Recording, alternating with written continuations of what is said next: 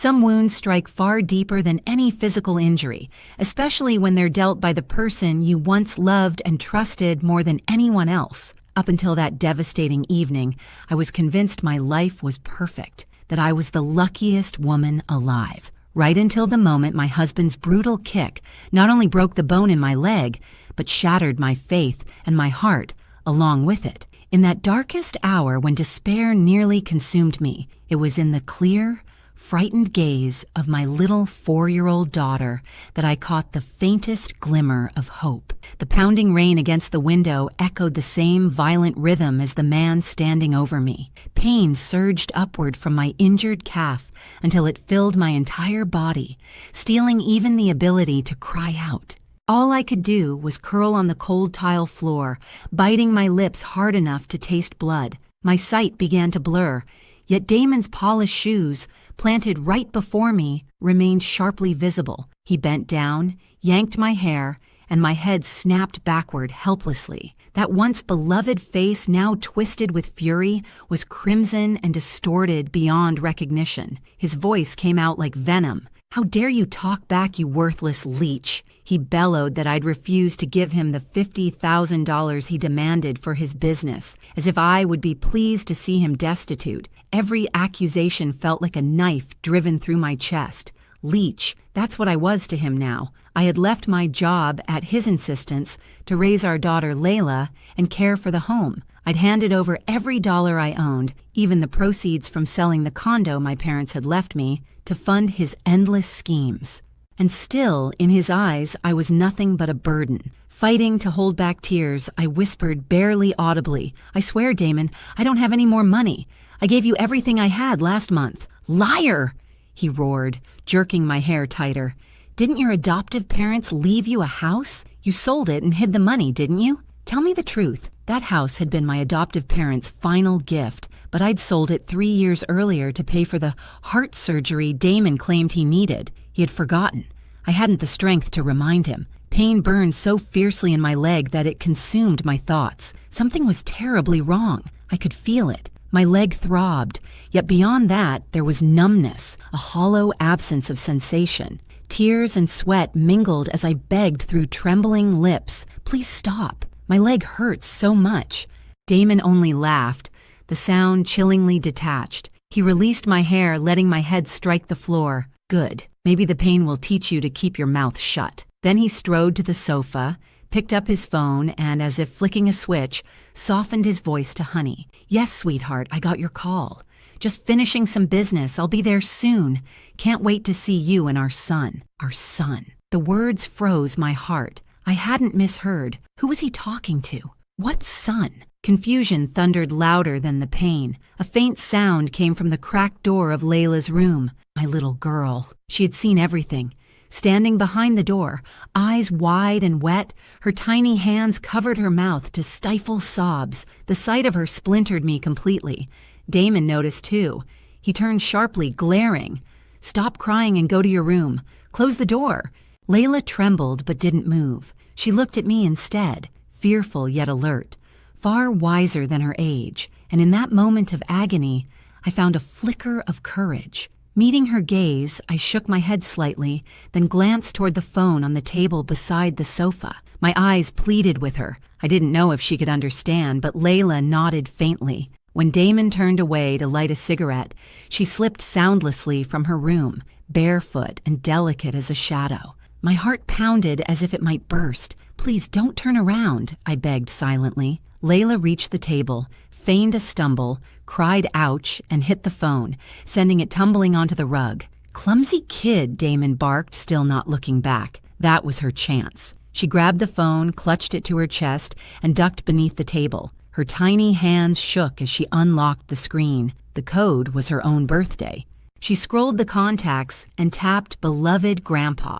Holding the phone to her ear, she struggled for words, her small voice trembling until it finally broke free. "Grandpa, Grandpa, Mommy's going to die." The silence that followed was unbearable. 1 second, 2, 3, before a deep, calm voice answered. "Layla, sweetheart, you did so well. Can you tell Grandpa where you are?" That steady tone cut through my panic like light through fog. I moved closer, my own voice quivering. "Grandpa, it's Sophia. We're at—" I forced out the address of the small Bronx apartment Damon had turned into our prison. "Got it," he replied firmly. "Lock yourselves in a room and don't open the door for anyone, and not even him. Grandpa's coming." The line went dead. Layla's tearful eyes met mine, glimmering now with fragile hope. I embraced her, trembling but resolute. The fear was still there, but something stronger had replaced it, certainty that this nightmare was ending. We hid in the bathroom. I wiped both our faces clean, forcing myself to stay composed for her sake. I didn't know how Grandpa would reach us, only that he would. He always had. Minutes crawled by. Outside, the storm faded, replaced by the rhythmic drip of water from the roof. Then, engines. Not motorcycles, but the heavy growl of expensive cars. Doors slammed. Footsteps advanced. It had to be him. Through the peephole, I saw 4 men in black suits, tall, expressionless, flanking an older man in a gray suit, straight-backed and commanding, leaning on a cane of dark wood with a silver head. His white hair glistened under the hall light. His eyes were sharp and absolute. "Where's Sophia's apartment?" he asked the stunned landlady. She pointed at our door, trembling. "Sophia, it's Grandpa. Open up." The moment I heard his voice, I flung the door wide and collapsed into his arms. "Grandpa," he held me tightly. "It's over now, child. No one will ever harm you again." Outside, a motorcycle screeched to a halt. Damon had returned, his face blanching at the sight of luxury sedans and men in suits. "What's going on here? Who are you people?" he shouted, then turned on me.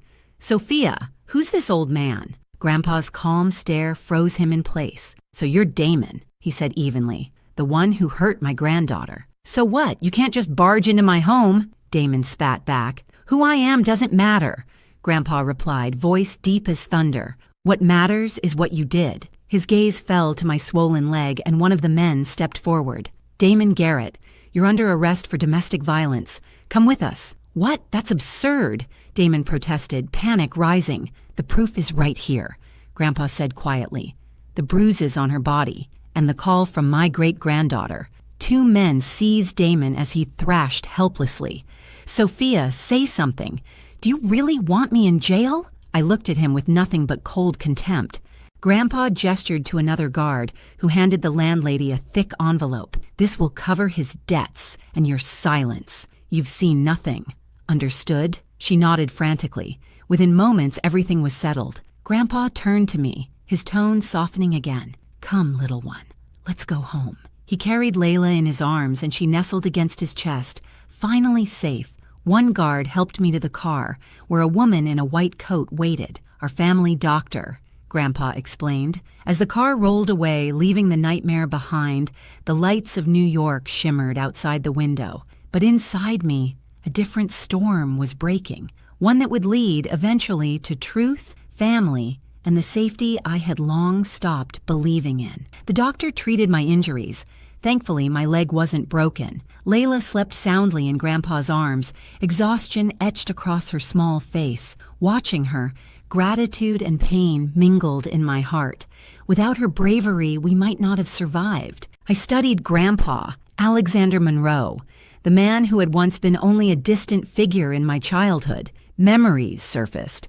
My adoptive parents, Franklin and Martha Patterson, modest but loving civil servants, and their dear friend, Mr. Alexander, the powerful CEO who had paid for my schooling and treated me as the granddaughter he never had. When my parents died in a car accident during my senior year, it was he who handled everything, comforting me through the loss. "You're not alone," he'd said. "From now on, I'm your family." He found me work in one of his company's branches, and slowly, I began to heal until Damon entered my life. Charming, ambitious, and persuasive, Damon had seemed like salvation. I ignored Grandpa's quiet warning that his eyes lacked honesty. A year later, we married. Grandpa gave us a condo and generous funds as a wedding gift, though Damon soon sold them off under the pretext of independence. When Layla was born, he insisted I quit my job. His temper worsened as his business failed, and before long, anger turned into blows. I kept silent, hiding the bruises even from Grandpa, believing I could endure for my daughter's sake. That illusion ended tonight. By the time the car stopped before the vast Hampton estate, I was numb. Grandpa led us to a tranquil room, once my adoptive mother's. "From now on, this is your home," he said. For the first time in years, I slept without fear. When morning sunlight streamed across the room, I rose, sore but determined. In the mirror, I saw a weary woman with bruises on her face, yet behind her eyes burned a new fire. I showered, dressed, and went downstairs. Breakfast waited. Grandpa looked up from his newspaper with a gentle smile. Beside him sat a composed man in glasses and a tailored suit. "Sophia, this is Mr. Davis, my lawyer and closest friend," Grandpa said.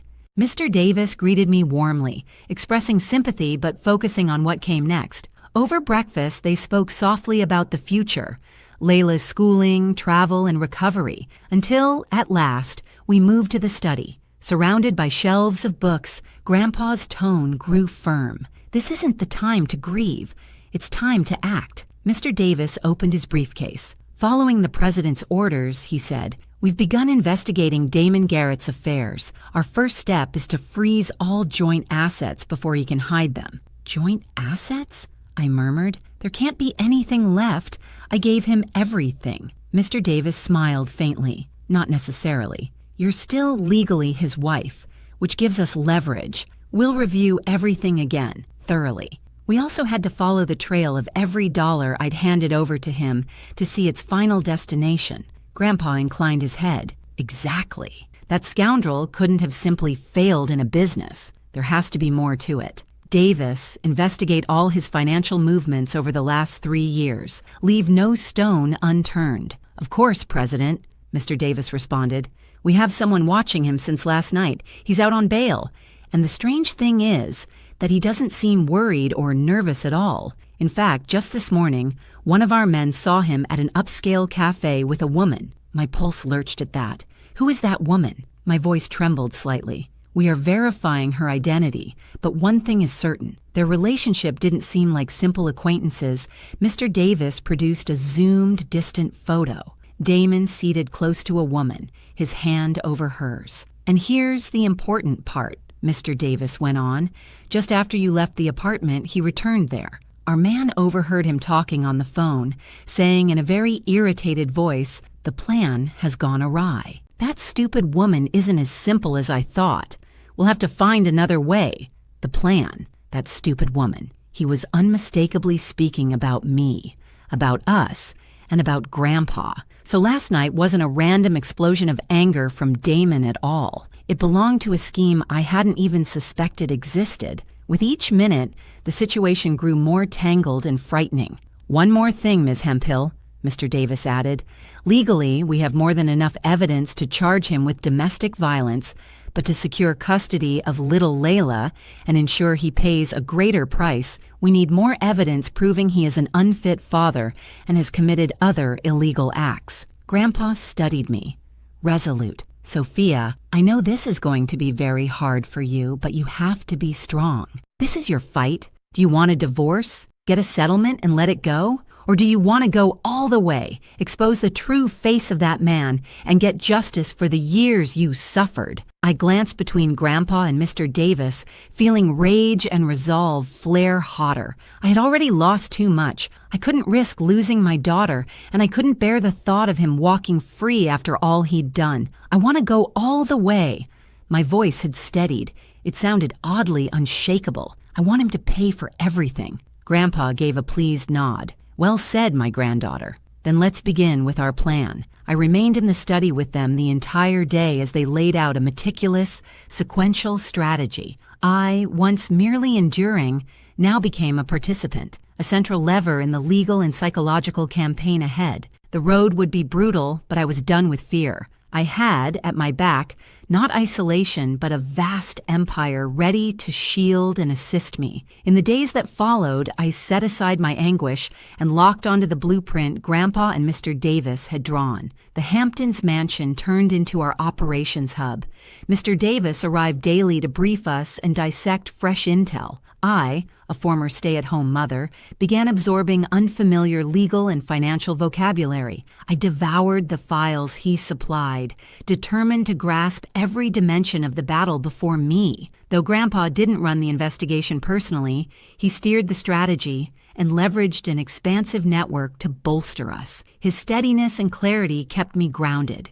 As our opening and most vital move, Mr. Davis filed on my behalf an emergency court order freezing all bank accounts in our names. At the same time, he petitioned the appropriate authorities to block any purchase, sale, or transfer involving our assets. The goal was to cut off his escape route and stop any last-minute siphoning. Predictably, this turned him into a trapped animal. He bombarded me with calls and messages, at first cloying pleas. "Sophia, why are you doing this? Why did you freeze the accounts? I urgently need the money for a project. If you do this, you are killing me." When I refused to answer, he pivoted to menace. "All right, so you think you're so brave now that you have that old man protecting you. Listen closely. Don't push me to the limit. If you do, neither you nor your daughter will get out unscathed." Instead of frightening me, those threats stoked my fury. I forwarded everything to Mr. Davis. They became powerful proof of his cruelty and pettiness. Meanwhile, his team moved with startling speed. Within 3 days, they brought the first findings. Mr. Davis fanned out documents across Grandpa's broad mahogany desk. "President, Ms. Hemphill, we have the first lead," he said, indicating a thick bank statement. "This is the history of the transfers you, Ms. Hemphill, made to Damon Garrett's account over the last 3 years. The total exceeds $500,000. It's not a small amount." Seeing those numbers made my chest tighten. $500,000, everything I'd saved, plus the proceeds from my adoptive parents' house. I had handed it over without reservation, and what I got back was the cruelest betrayal. And here comes the important part. Mr. Davis flipped to another sheet. All this money, after entering Mr. Garrett's account, was not invested in any construction project, as he claimed. Instead, it was divided and moved through several accounts in a complex scheme, and finally, it all flowed into a single account. He marked a name. "This account belongs to a legal entity called Golden Future Investments and Development, LLC. Golden Future? I knitted my brow. I had never heard the name. "That's normal," Mr. Davis explained. "This company was formed about 3 years ago, coinciding with the time Mr. Garrett started talking about starting a business. And the legal representative of this company is not him." He passed over another paper. It was a compact corporate filing. My eyes dropped to the administrator entry, and an unknown name surfaced. Eliza Sterling. "Who is Eliza Sterling?" Grandpa asked, his voice low and commanding. "She's the woman Damon Garrett met with at the cafe the other day, Mr. Howe." Davis produced a crisper photo. A poised, attractive woman in her 20s, smiling warmly beside Damon. The picture snapped all the pieces into place. There was never a business venture. Golden Future served as a facade to funnel my money. With my funds, he had established a company tied to his mistress, crafting a golden future for the two of them, erected on my sacrifice and tears. A cold blaze rose in me. He had betrayed me not only in love, but financially robbed me. "And where is this company based?" I asked. "Steady. The registered office is in a prime office building on 5th Avenue, but our people went there and they only have a virtual office rented with almost no activity. However, we have located the apartment where this Eliza Sterling lives. It's a luxurious duplex in an upscale apartment complex in the Upper East Side district," Mr. Davis said. Grandpa, silent until then, finally spoke. A keen light flashed in his gaze. "Davis, investigate that woman, Eliza Sterling, further. Her past, her relationships, everything. I want to know it all. And keep monitoring this Damon's movements. I fear this is not just a case of adultery and fraud." "Yes, President." Grandpa's warning chilled me. He was right. How could someone as young as Eliza have orchestrated such a sophisticated scheme with Damon? There had to be another player in the shadows. And was Damon, violent and avaricious, truly capable of designing all of this alone? The puzzle pieces were aligning towards something far bigger and more dangerous than I'd imagined. I sensed the conflict would be far more intricate and perilous than I'd thought. The days that followed stretched unbearably. Impatience burned in me with each sunrise. I worried for myself, but above all, for Layla. She was too little to grasp the tempest tearing our family apart. She only wanted to know why she couldn't see her father, why her mother looked constantly sorrowful. I had to embrace her and lie that Daddy had gone on a very long business trip. Every time I said it, guilt cut me through. While I wrestled with my emotions, Mr. Davis's team and the private investigators Grandpa hired worked relentlessly. Like tireless bees, they gathered drops of truth from a hive of deceit. One afternoon, Mr. Davis phoned. His tone was graver than usual. "Ms. Hemphill, could you come to my office right now? We have some new discoveries, and I think it would be better if you saw them yourself." A wave of dread washed over me. I left Layla with a staff member and hurried to his downtown office. It sat on the skyscraper's top floor with a sweeping view of Manhattan, though the city looked drained of color to me. Mr. Davis waited in the conference room. On the table lay multiple folders and a laptop. "Please have a seat," he said gently. "What you are about to see might be quite shocking. You need to prepare yourself." I clasped my hands tightly. "Tell me. I can handle whatever it is." Mr. Davis exhaled and angled the screen toward me. "We have investigated Eliza Sterling further. She's not a simple woman. Apparently, she is the director of a startup, but in reality, she has a quite complex past.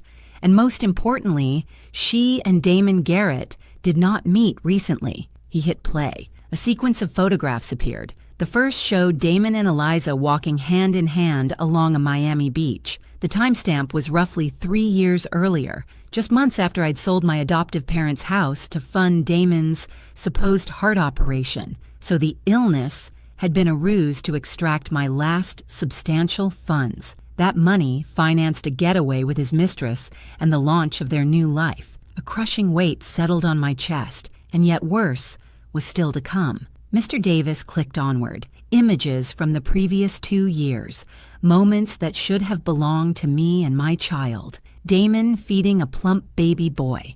Damon guiding the toddler's first steps in an opulent apartment.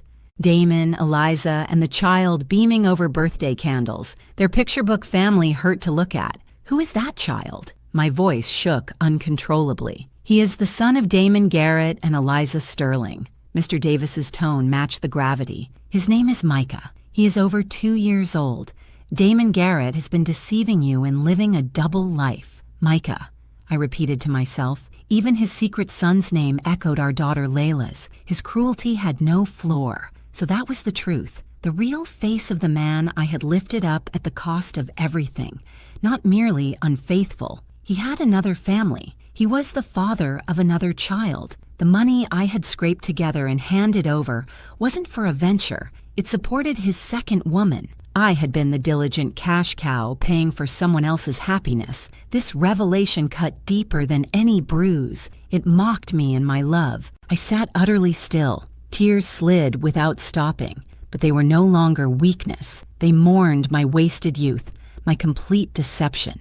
"Miss Hemphill," Mr. Davis said, offering a tissue, "I know it's hard to accept, but we have to face this. This evidence is a death blow. With the fact that he had a child and deliberately concealed it, we can prove beyond a doubt that he has gravely violated his marital and family duties. The court in the division of assets in the custody of Layla will side with you." I dried my face and raised my eyes, now hardened like steel. "He won't just lose custody, attorney," I answered, unwavering. "I want him to also pay for the crimes of fraud and embezzlement. I want him and that woman to be socially destroyed." Mr. Davis nodded. "That is precisely the next step in our plan." He slid over another dossier. "The company they have, Golden Future, is not just a money laundering front. They are also involved in several other business and legal activities. We are currently gathering more evidence for tax evasion and commercial fraud.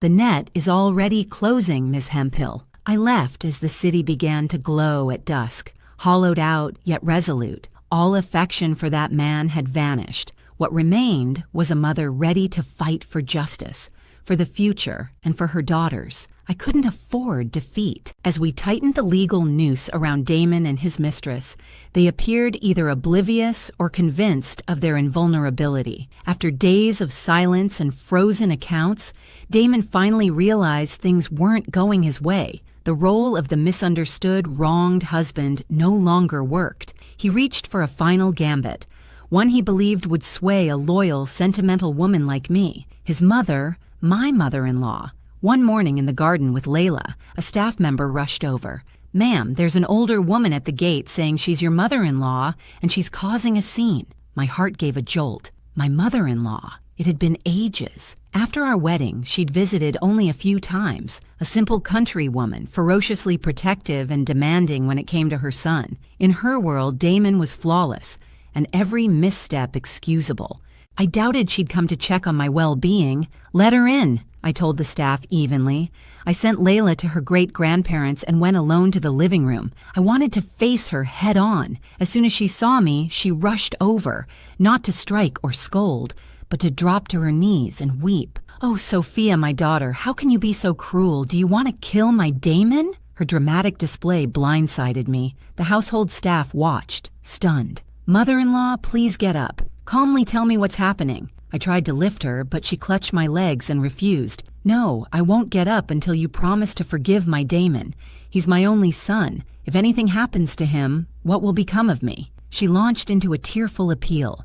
She insisted he had been despondent since I left, not eating, not sleeping, only drinking, that his business had stopped, that he loved me, that all he did was to give me a better life, and that stress had pushed him into a moment of violence. "He was wrong to hit you. I won't justify it. But after doing it, his heart was also broken. He is regretful now. You are his wife. How can you push your own husband into the abyss? You block his accounts, you report him, and you want to put him in jail. If he goes to jail, who will take care of our Layla? Who will be responsible for her future?" She struck every vulnerable chord. Marriage, our child, the future. She painted him as a remorseful husband and father ruined by a brief lapse. Had I not seen the photos and recordings, I might have been taken in. Instead, I could only feel a cold, bitter mirth. I gently freed myself and stepped back. I regarded her performance without blinking. "Mother-in-law," I said, my tone unfamiliar and icy. "You don't have to keep acting.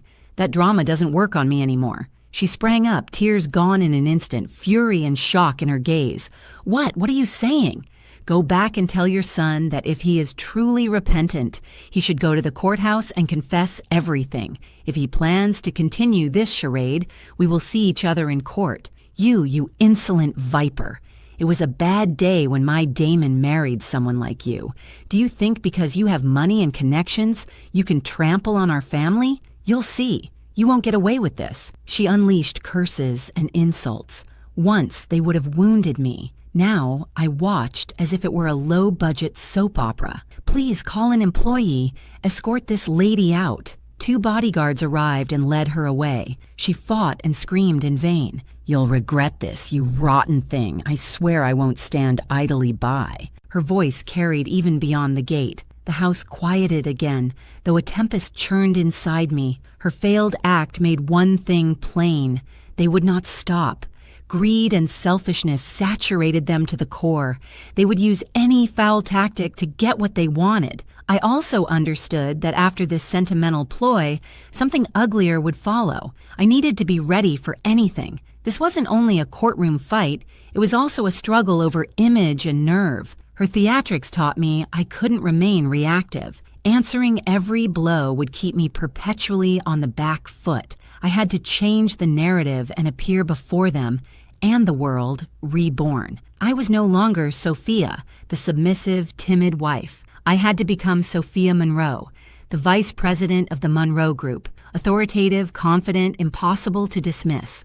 This shift wasn't merely to punish Damon and his family, it was my reclamation, a return to the self I had lost in the shadows of a brutal marriage. I began with how I presented myself. I put away the plain, neutral loungewear. Grandpa summoned top stylists and designers in New York to the mansion. They arrived with the newest pieces from elite luxury houses. I tried everything.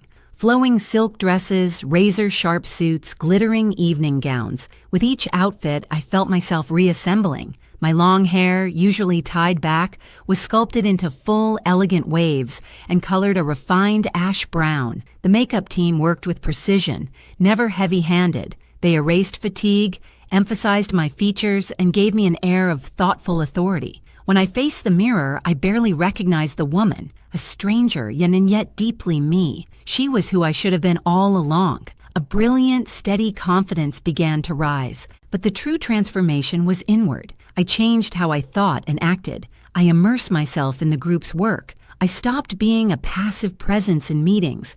I took charge of studying projects, parsing financials, and understanding each subsidiary's status. Knowledge from college resurfaced, now tempered by harsh life lessons, giving me a clearer, more grounded sense of business. I began offering analyses and proposals. At first, a few of the older executives who had long served Grandpa looked at me with doubt, seeing a pampered granddaughter.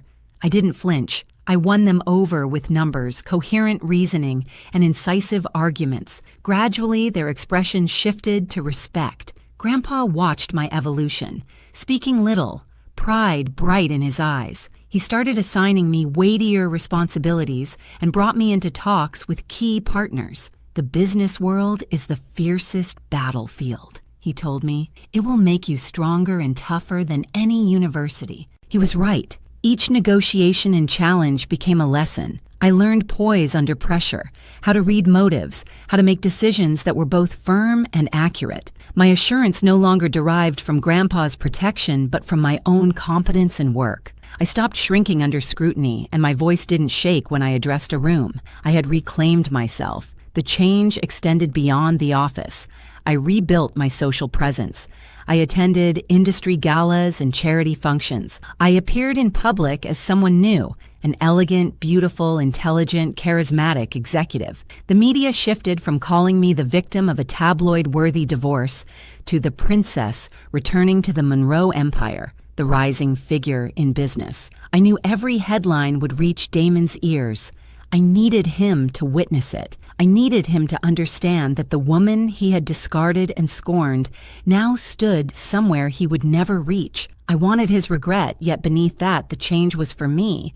It declared that a small, pitiful man would not decide my fate. I was worthy of a richer life and a brighter horizon, and I would shape both with my own effort. The bird burned by betrayal would rise, a phoenix reborn, more radiant and unbreakable. Roughly a month after stepping into my role at the group, everything about my routine was different. Work filled my hours.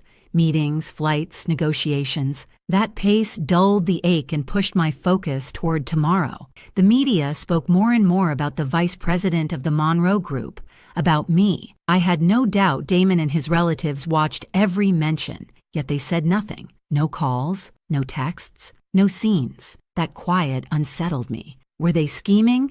Or had fear finally silenced them? Either way, I couldn't relax. I asked Mr. Davis's team to keep collecting proof and readying the case.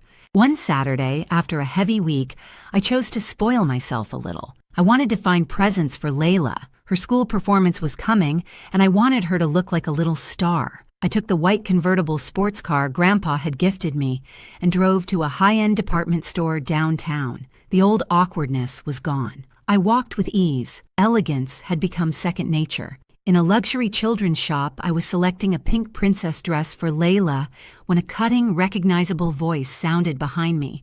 Well, look who we have here. If it isn't the vice president. You look great driving luxury cars and coming to places like this." I turned. Eliza Sterling stood there, Damon's mistress, and Damon was with her, clinging close to her arm. He looked thinner and worn out, though he still wore a designer suit. When his gaze landed on me, surprise and discomfort flickered. Then he hid it behind a mask of chill detachment. Eliza, on the other hand, examined me from head to toe with undisguised envy and spite. Her stomach was clearly rounded, and she accentuated it in a showy way, as if to flaunt it. "What's wrong? Are you surprised? Did you think you could forbid us from coming to places like this? Of course, a woman like you, who has probably only set foot in flea markets in her life, it's normal for you to be astonished." I kept still, a small smile, nothing more. I wouldn't descend to her level. My quiet seemed to needle her further. "Damon, look at this. Now that she's a vice president, she ignores us." She pouted against his arm. "Or maybe she's still resentful because you left her." "Of course. How is an old woman who can't even give you a son going to keep a man? Are you done? I didn't hold back this time. Meeting her eyes, I said, cool and even, I don't have time to take life lessons from a mistress like you,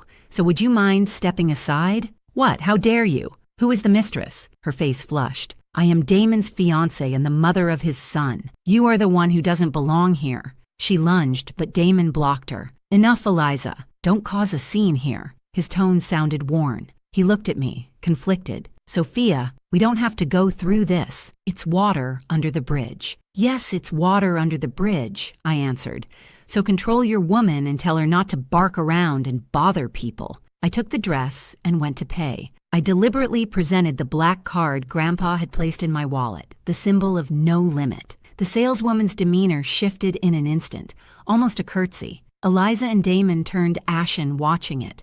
Childish? Maybe. Necessary? Absolutely. They needed to see the power dynamic reversed. I completed the purchase and walked out without another glance. I passed them like two strangers of no consequence. A few steps later, Damon called out, Sophia, wait a moment. I paused, not turning. Footsteps approached. I know I made a mistake, he said with a pleading note, but please don't ruin my life. The company is on the verge of bankruptcy. If you said a word to your grandpa, couldn't you help me? I pivoted slowly. I met his eyes, a wry smile forming. Ruining your life, you say. Do you remember what you and your family tried to do to me? Steal my savings, take my daughter away? Compared to what you did, your company going bankrupt is nothing. But it was all I had, and my youth, my sacrifices. Who compensates me for that? I cut him off. Be satisfied that I'm leaving it like this. Don't tempt my patience, or the next place you'll go won't be the stock exchange, but the state prison. The words hit him like ice water. Color drained from his face. He staggered back, speechless. I refused to spare another breath. I turned and left while he stood like a statue in the flow of shoppers. The run-in rattled me, but it clarified one thing. He was afraid, deeply. He was going under, and I sensed the moment to bring my daughter home was nearing. That encounter confirmed that Damon's situation was dire. Cutting off all Monroe Group contracts had crippled Golden Future. Investors pulled out. Partners canceled. The vessel he and Eliza had built with my money was sinking fast, but a trapped predator is most dangerous. Instead of conceding defeat, he gambled everything. He arranged a grand event at a 5-star Midtown hotel. Officially, a client appreciation gala and investor showcase for a breakthrough tech project. In truth, one last effort to reel in fresh victims. That reached me via Mr. Davis's contacts. A bold thought flashed. Why watch from afar when his stage could become his reckoning? I went straight to Grandpa and Mr. Davis. It's a golden opportunity, Mr. Davis said, eyes bright. Investors, partners, and the press, all gathered in one place. If we expose his true face right there, the impact will be 1,000 times greater than in a cold courtroom trial. He will be socially annihilated without any possibility of excuse, Grandpa agreed, though he frowned. Isn't that plan too risky? What if that cornered man tries to hurt you? Don't worry, Grandpa, I replied with certainty. I won't go alone. We would orchestrate every detail. This would be the finale. We constructed the plan with care. First, through intermediaries, I posed as a Singapore venture capital fund drawn to his innovative project. My agents dangled a $35 million commitment. For Damon, as he was, that figure felt like salvation descended from the clouds. He swallowed the bait at once. Overjoyed, he sent the full deck and materials to the supposed fund. Unbeknownst to him, Monroe Group specialists were dissecting everything, adding to the evidence pile. Second, I told him the fund's representative would attend and sign during the event. That message made him reckless with excitement. He poured his dwindling resources into a lavish spectacle to impress. He even summoned ex-partners to re-earn their favor. Journalists from major outlets got invitations. He wanted a triumphant headline. He never imagined those witnesses would observe his collapse. When the evening arrived, the hotel radiated brilliance. The ballroom buzzed. Damon and Eliza greeted guests, all smiles and poise. They bore themselves like a glamorous power couple. Eliza wore a fitted gown showcasing her advanced pregnancy. She drifted among the crowd, laughing, chatting, playing hostess. At the height of the festivities, the main doors opened. I entered. The room hushed as if someone cut the sound. Eyes turned. I wore an understated, exquisitely tailored black gown. The sleek silhouette, my hair swept into an elegant updo, my neck bare, diamonds catching the light. A bold lip, a steady gaze. At my side, Grandpa, and behind us, Mr. Davis with 2 guards. Seeing the president of the Monroe Group deepened the buzz. Damon and Eliza froze mid-smile. Damon blanched. He hurried over, stumbling. "Pete President, Sophia, what are you doing here?" I smiled, the sort that chills. "Can't we be here? I heard Golden Future has an important event today and a big investor from Singapore is coming. As a businesswoman, I couldn't miss such a good learning opportunity. But we haven't sent you an invitation." "Oh, really?" I raised a golden card. "And what is this? I suppose one of your employees made a mistake." He understood I was baiting him. But in front of that audience, especially Grandpa, he had no move. He forced a grin and escorted us to the VIP table. The party continued, yet the energy shifted. Attention swung from the host to our group. Whispers spread. Reconciliation? A warning? A spectacle? The snare was in place. I sipped my wine and watched his face, a map of dread. The show, the last most decisive scene, was moments away. When tension peaked, Damon climbed the stage. He steadied himself, lifted the microphone, and launched into his pitch. He spoke about Golden Future's vision, the dazzling tech that would change the world. He promised a brilliant tomorrow designed to seduce investors. From the front row, Eliza gazed at him with worshipful pride. So lost were they in their fantasy that they missed the tug of the final curtain. "And today," he announced, voice swelling, "we have the great honor of welcoming an important investor from Singapore. This collaboration will be the wing that allows Golden Future to fly higher and farther." Mid-sentence, the giant LED behind him went black. A rustle swept the audience. Damon turned, confused. He gestured to the tech crew. No response. Then the screen flickered back on. Not with his logo. A clear image filled it. My face bruised, swollen eyes, my leg in a cast. The photograph from the morning after that night. Beside it, in large, unmistakable text, "This is the true face of love." The ballroom held its breath. Music died. Stillness took over. Damon stared at the screen, white as paper. He jabbed a shaking finger at it. "What is this? Turn it off. Turn it off right now." Too late. The display cut to a video. Security footage of him yanking my hair and kicking me in that small apartment. Though grainy, the violence was obvious. Shock became outrage. Gasps, cries, disgust. My God, what a beast, and he seemed so normal. Eliza froze in her seat. Her eyes darted between the stage and the evidence. Panic taking hold. The reel continued. Images of Damon with Eliza, their hidden child, the happy family tableau, then bank records tracing my $500,000 into his company. For the finishing blow, an audio file thundered through the hall. It was their conversation, plotting the con, describing me as the money source. "That woman is naive and trusts anyone.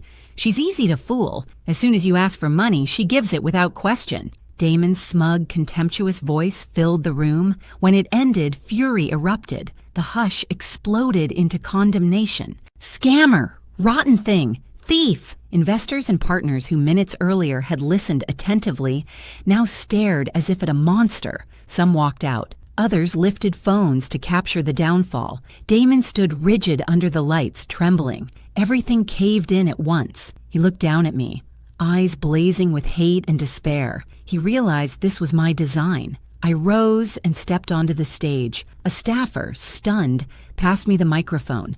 I faced him and spoke, cool and audible to every corner. "Damon Garrett, your performance was magnificent, but it's time to bring down the curtain." I turned to the crowd, my voice stronger. "Ladies and gentlemen, I am Sophia Hemphill, the wife of the man on this stage. What you have just seen is only a small part of the truth. Today, I am not here to lament my pain, but to unmask a professional scammer and an abuser who hides behind the mask of a successful entrepreneur." I lifted a sheaf of documents. In my hands, I have all the evidence of Golden Future's scams, embezzlement, commercial fraud, and tax evasion. That innovative project he just spoke about is nothing more than a fairy tale to steal your money. "Shut up," he screamed like a wounded animal. He tried to rush me, but my guards held him. He thrashed and spat insults. Eliza, seeing the end, slipped for the exit, abandoning him to face the music. The celebration had turned into the most public, humiliating judgment he could have imagined. As chaos swelled, a line of uniformed officers appeared at the entrance. Silence fell again. A senior officer moved to the stage with two others, the crowd splitting to let them pass. He stopped before Damon and presented an official document.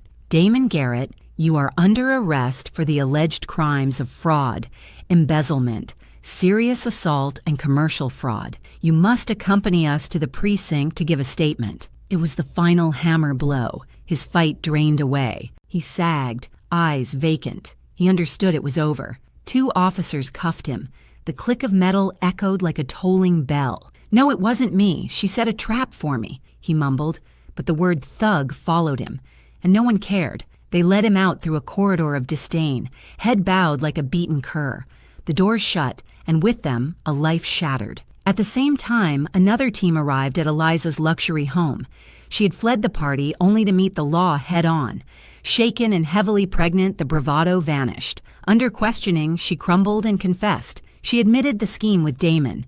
Golden Future was nothing but a laundering vehicle. Seeking leniency, she surrendered ledgers, documents, and evidence she had kept to protect herself. She turned on him without hesitation. The spectacle continued. Back at the hotel, after Damon's arrest, his mother, Clarissa Garrett, attending as the would-be mother-in-law of a president, couldn't endure the shock. Seeing her son in cuffs and her wealth fantasy vanish, she screamed and fainted. People hurried to aid her and called an ambulance.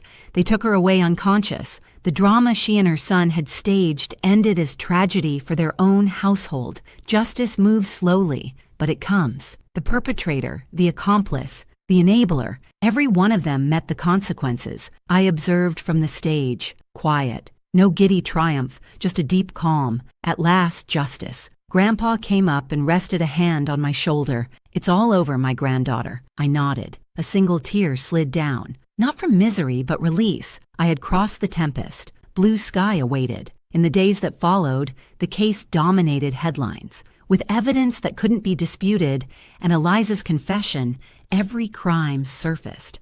Reporters dug into his history. How did a driven young man from modest roots become a predator, scamming wealthy, unsuspecting women, a counterfeit millionaire? Society recoiled at his true nature. I, once labeled a cruel wife, became a symbol of strength and a seeker of justice. Criticism transformed into respect and empathy. Letters and messages poured in from women I didn't know, telling me my story pushed them to leave toxic relationships. I understood my battle had outgrown me. 6 months later, the public trial of Damon Garrett and his co-conspirators opened in federal court. The media and the crowd swarmed from early morning. I attended as the victim and principal witness. Fear and anxiety were gone. I was there to face what had been and to witness the law at work. I wore a white suit, understated makeup, calm and self-assured. When I entered, the room turned to look. I walked to the prosecution table and sat beside Mr. Davis. In the dock sat Damon, Eliza, and Clarissa. The sight of them was pitiful. Damon looked gaunt, hair graying, eyes hollow. He kept his head down. Eliza, heavily pregnant, wept continuously. My former mother-in-law, wheelchair-bound after a stroke, had a twisted mouth and struggled to speak. Only her stare, fixed on me, burned with hatred. Proceedings began. The prosecution read through their offenses: domestic violence, fraud, embezzlement, defamation, conspiracy. Evidence followed each charge: videos, audio, bank trails, witness accounts. When I took the stand, I recounted everything without wavering. The sacrifices, the blows, the betrayals, the plot they wove. I didn't weep. My tone was steady because I was no longer a supplicant but a survivor, insisting on the truth. When I finished, the room went still. I saw empathy and anger in the faces of judge, jurors, and spectators. When Damon spoke, he kept his head bowed and admitted it all in a low voice. There was nothing left to deny. He begged for a chance to begin again and asked for leniency so he could meet obligations to the son about to be born. Eliza, through tears, shifted blame to Damon, claiming she had only been led astray. She asked for a reduced sentence due to her pregnancy, but the web had closed. There was no escape. After several days, the ruling arrived. The stern, elderly judge read the decision. This court, after examining all the evidence and testimonies, hands down the following sentence. The accused Damon Garrett is convicted of the crimes of serious assault, aggravated fraud, and defamation to a sentence of 20 years in state prison. 20 years. Almost half a lifetime. That was the debt Damon had to settle. When the punishment was read, he collapsed into himself, hands over his face, shaking. The accused, Eliza Sterling, is convicted as an accomplice to fraud, with the mitigating factor of confession and her state of gestation, to a sentence of 7 years in federal prison. 7 years. Her child would arrive and grow up behind bars. Such was the fate of someone who had mercilessly crushed another woman's joy. The accused, Clarissa Garrett, is convicted of the crimes of defamation and cover-up, taking into account her health condition, to a suspended sentence of 3 years. The judge's mallet fell with force, closing the proceedings. Justice had prevailed. A long breath escaped me. I found Grandpa in the gallery. He gave a small nod, quiet delight shining in his eyes. As I stepped outside, a wall of flashes met me again, but this time, they weren't prying queries. They were congratulations. I declined every interview. Wordlessly, I got into the car and left the place that had just weighed my past. The war had ended, and I had won. Although the verdict was final, its ripples remained.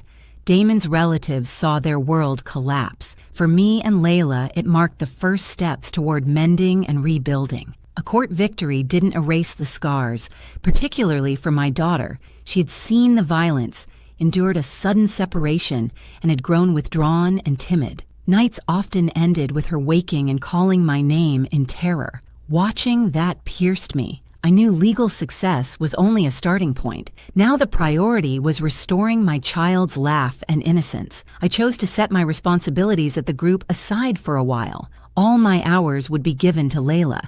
I brought her to a top child therapist in New York.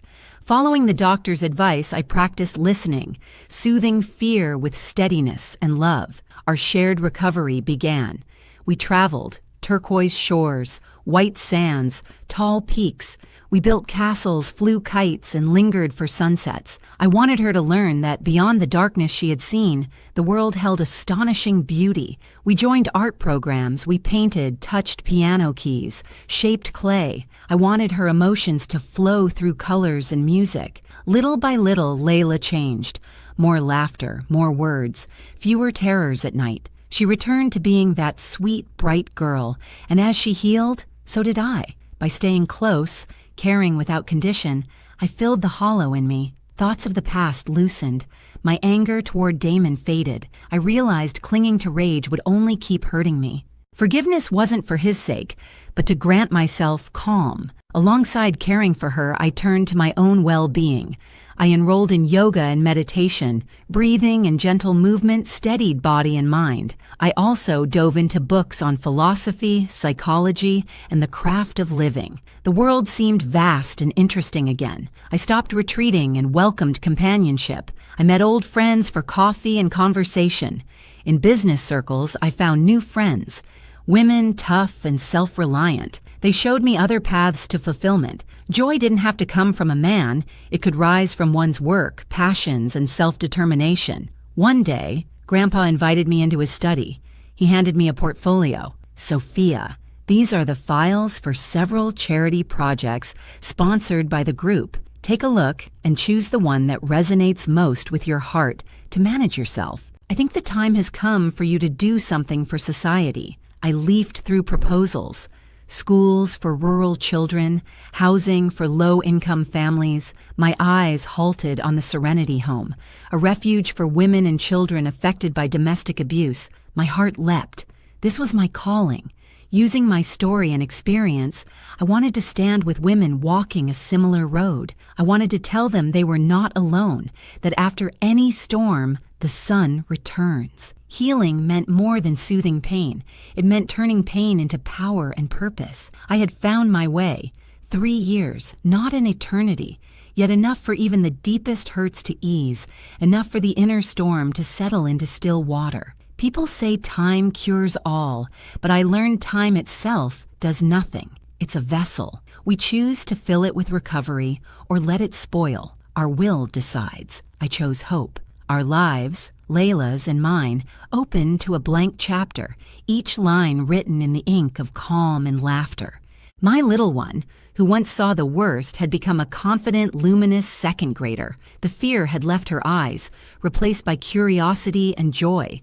She no longer startled awake or cried at sudden sounds. Instead, morning after morning, she hugged me tight, shared tiny secrets of childhood, and when she stumbled, she stood up with a grin and said, "I'm okay, Mommy." Seeing her in uniform, hair neatly combed, chattering about school, I knew my choice to fight to the end had been right. I had secured justice for myself and reclaimed the whole of my daughter's innocent childhood. The project closest to my heart, the Serenity Home, blossomed too. What began as one small center became a sturdy network, a shared home for hundreds of women and children in need. I wasn't merely a distant patron.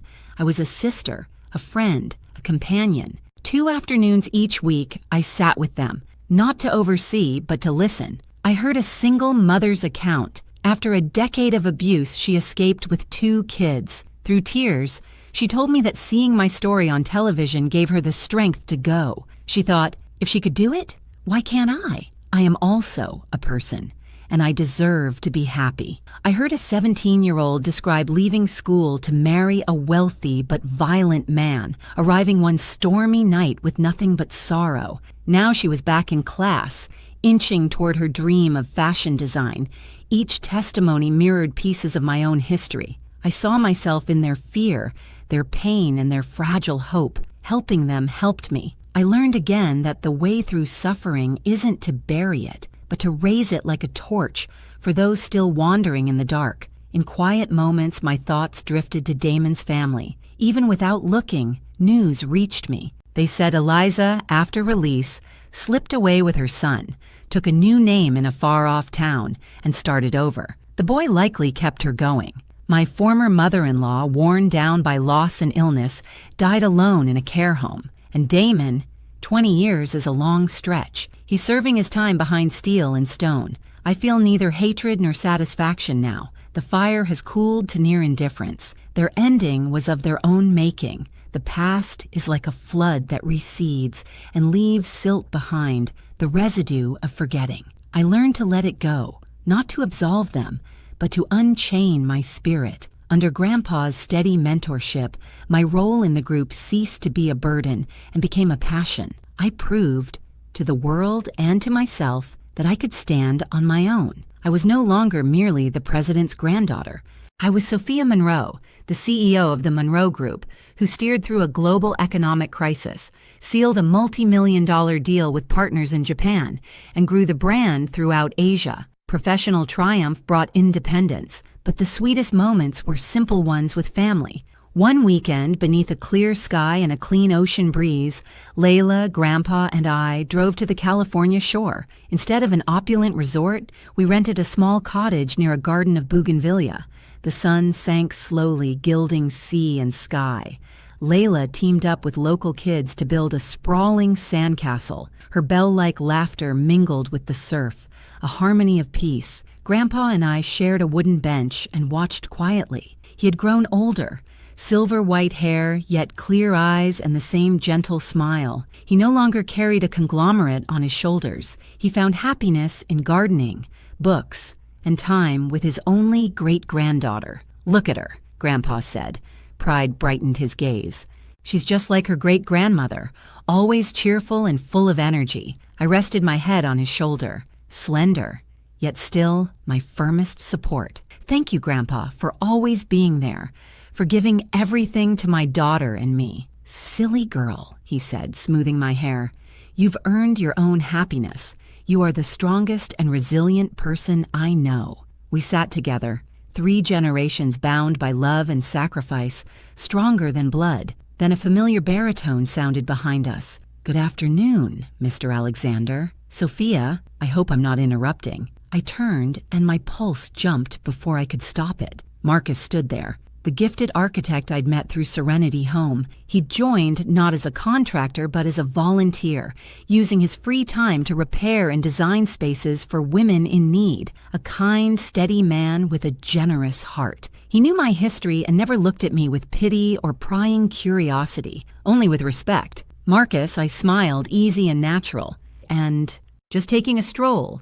Care to join us?" Grandpa caught our glance and grinned. He rose, leaning on his cane. "I'm going to see how our Layla's castle is coming along. You two talk quietly." He headed toward the beach, leaving us a little space. Marcus sat near me. We watched the sun slip under the horizon, companionably quiet, a hush full of peace and mutual understanding. "You look different today, Sophia," he said at last. "You're not the strong vice president from the meeting room, nor the dedicated Sophia from the Serenity Home." "And how do I look?" I asked, a touch intrigued. "You look very serene, peaceful," he said with sincere eyes, like the sea after a storm. A smile came and stayed without my noticing. No one had said that to me before. With him, I didn't have to act invulnerable. I could simply be, a woman with wounds and soft places. Our eyes met, and I felt the first gentle knock of a new, honest love at my heart's door. I wasn't afraid of love anymore. I understood that love itself doesn't scar us. Choosing the wrong person does, and I am worthy of love. I am worthy of happiness. I looked out to where the sun had vanished, the last light still warming the sky, bright with promise. I knew tomorrow would bring an even more radiant dawn. I cannot predict what awaits, perhaps a love that fulfills, perhaps fresh trials. But for the first time in years, fear was gone. I felt ready to greet whatever comes. The storm lay behind me, ahead stretched only blue. Dear viewers, after accompanying our protagonist Sophia on her stormy journey, it's likely that very complex emotions remain in our hearts. We've been enraged by Damon's cruelty. We've suffered watching Sophia sink into despair, and we've rejoiced together when she finally rose from the ashes. This story, although fictional, leaves us with very profound and real lessons for our lives. Lessons that can be beacons and sources of strength on life's uncertain journey. The first and perhaps most profound lesson we can draw is never to remain silent or endure in the darkness. Tolerance never brings peace. It only feeds the evil to grow. Sophia made the mistake of enduring the violence for a long time. She hoped her silence would bring peace to her family, to her daughter. But reality proved the opposite. Violence, once it begins, never stops on its own. It only intensifies and becomes crueler. Layla's trembling voice, "Grandpa, Mommy is going to die," was the most costly wake-up call. It teaches us that sometimes salvation doesn't come from patience, but from a small act of courage. Never underestimate the power of asking for help. We must teach our children and ourselves that when we face injustice and violence, asking for help is not weakness but the most powerful instinct for survival. The second lesson is about the power of change and self-worth. Sophia's life only truly changed when she decided to change. That change didn't just come from designer clothes or the VP title. It started from the deepest part of her being, from the realization that she deserved to be respected, that she deserved to be happy. When you know your own worth, the whole world looks at you with different eyes. This story shows us that money and power are useful tools, but they are useless if they are not controlled by a wise mind and a firm heart. Sophia didn't use the money for blind revenge. She used it to acquire knowledge, seek legal support, and transform herself from a victim into the protagonist of her own struggle. That is true wealth, and perhaps the most humane and profound lesson is how we face victory and heal the wounds. Sophia could have reveled in the downfall of Damon's family and lived the rest of her life in opulence and comfort.